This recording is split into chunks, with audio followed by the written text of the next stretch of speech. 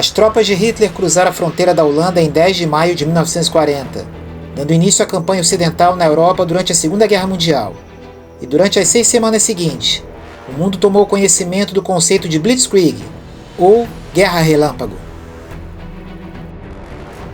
No início de junho de 1940, com a rendição da França, os olhos do mundo se voltaram para a Grã-Bretanha.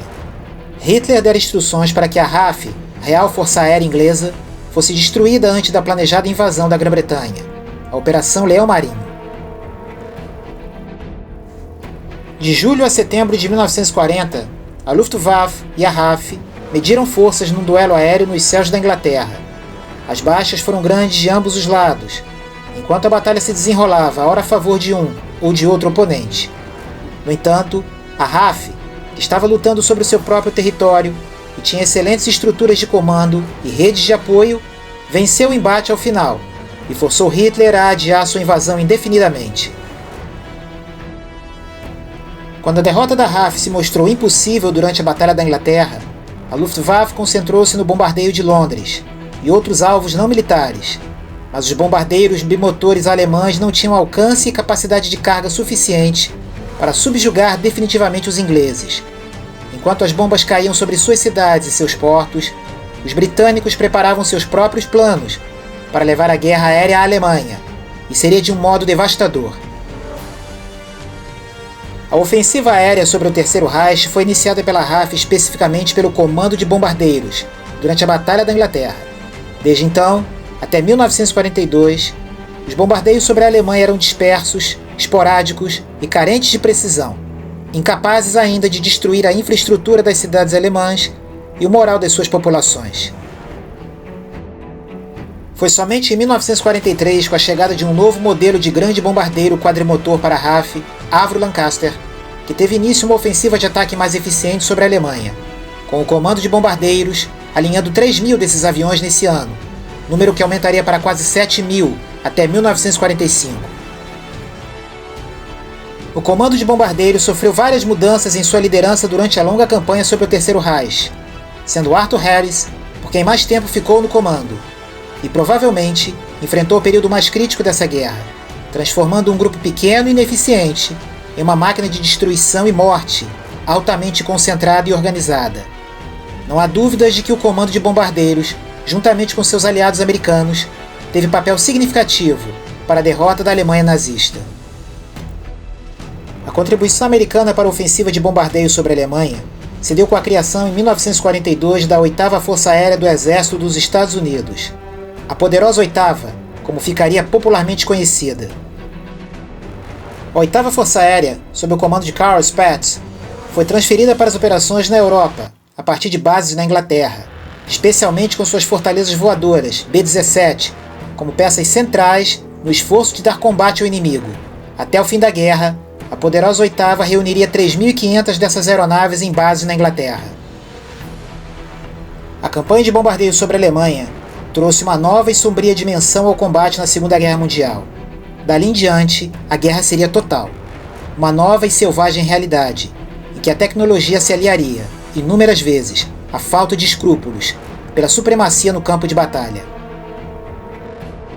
Em 1942, o Comando de Bombardeiros da RAF publicou sua controversa diretriz sobre os bombardeios de área em território inimigo, sendo ratificada no ano seguinte com o despacho do seu novo comandante.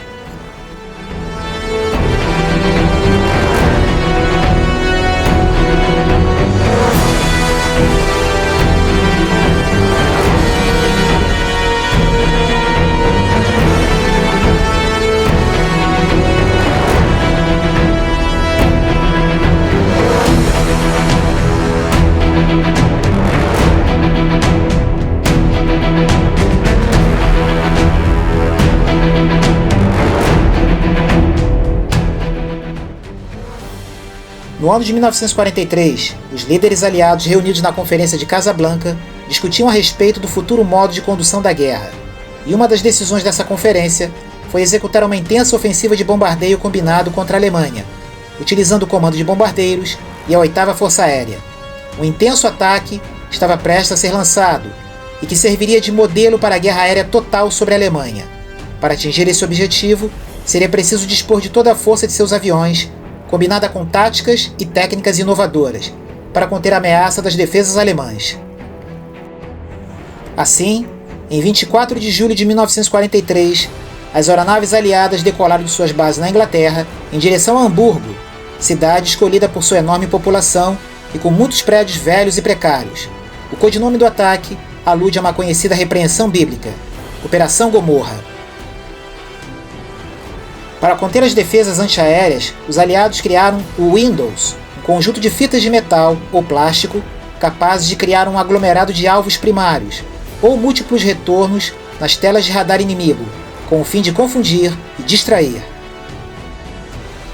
A ampla utilização de bombas incendiárias criou um fenômeno conhecido como tempestade de fogo, que seriam responsáveis por tantas mortes quanto as ocasionadas pelas bombas convencionais. Hamburgo foi atacada sucessivamente por 2 dias pelos americanos e 2 noites pelos britânicos, a tática dos round clocks, ou ataques 24 horas. Os aliados estavam empenhados em continuar os bombardeios de área, com suas inovações táticas e técnicas, que praticamente dizimaram a cidade de Hamburgo e sua população. Assim, outros alvos equivalentes foram selecionados. Mesmo com as contramedidas alemãs se tornando cada vez mais sofisticadas, os estrategistas aéreos dos aliados estavam determinados a derrotar a Alemanha pelo ar, com a avassaladora superioridade numérica de seus bombardeiros pesados e caças de escolta de longo alcance. Enfim, no ano final da guerra, os aliados decidiram fazer o povo alemão provar mais uma vez o inferno na terra. E em fevereiro de 1945, com a Alemanha prestes a entrar em colapso, Dresden sofreria um dos mais destrutivos e controversos ataques da guerra. Aquela tempestade de fogo, malignamente perfeita, é a resenha literária desse vídeo.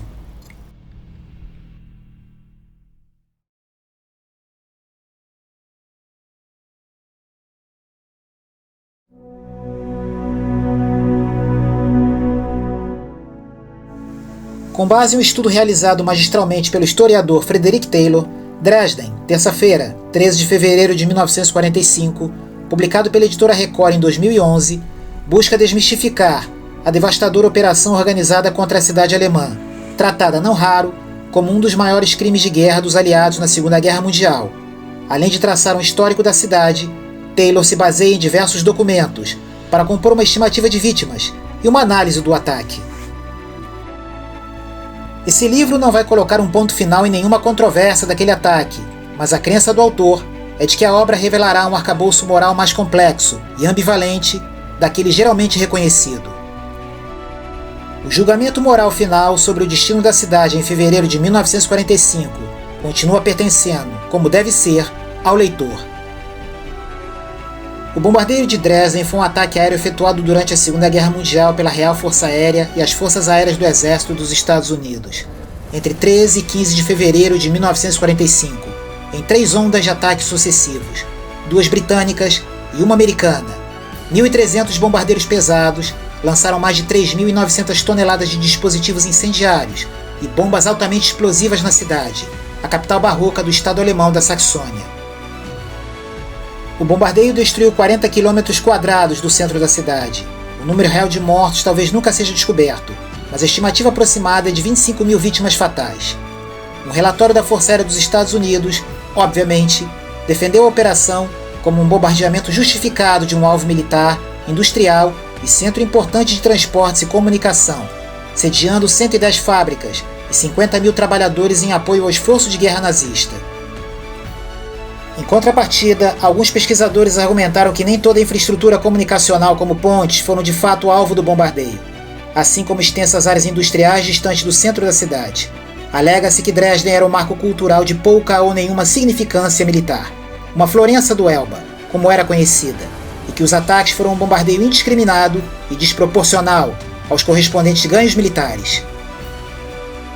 No final de 1943, aproximadamente 12.500 trabalhadores estrangeiros viviam em campos em Dresden ou nas proximidades, a mando exclusivo da direção ferroviária. Embora Dresden mantivesse a enganadora aparência de paz às vésperas do ataque iminente dos aliados, trabalhava mais duro do que nunca para a vitória que o Führer prometera naqueles ensolarados dias de paradas e júbilo, nos idos anos de 1940 e 41. mas agora os olhos do inimigo finalmente estavam colocados sobre a cidade. Perto do final da guerra, houve alguma preocupação por parte das autoridades locais sobre como providenciar abrigo antiaéreo para funcionários civis ou militares, mas tais preparativos foram desprovidos, tanto de urgência quanto de empenho, para o restante da população. Ademais, as defesas aéreas de Dresden haviam sido esgotadas pela necessidade de mais armamento para combater o Exército Vermelho, que se aproximava ao leste, e a cidade perdeu sua última bateria maciça em janeiro de 1945. A esta altura da guerra, a Luftwaffe foi severamente prejudicada pela escassez de pilotos e combustível para aeronaves. O sistema de radar alemão também foi degradado, diminuindo o tempo de alerta para se preparar para ataques aéreos. Enquanto as tripulações aliadas esperavam e os mecânicos dos esquadrões de bombardeiros se congelavam com o vai-não vai de uma campanha aérea no mau tempo de inverno, os altos escalões e os estrategistas davam retoques finais no plano para os grandes ataques ao leste da Alemanha. Acima de tudo, os oficiais de meteorologia examinavam as previsões em busca de uma janela que permitisse a realização dos ataques, com uma chance real de sucesso.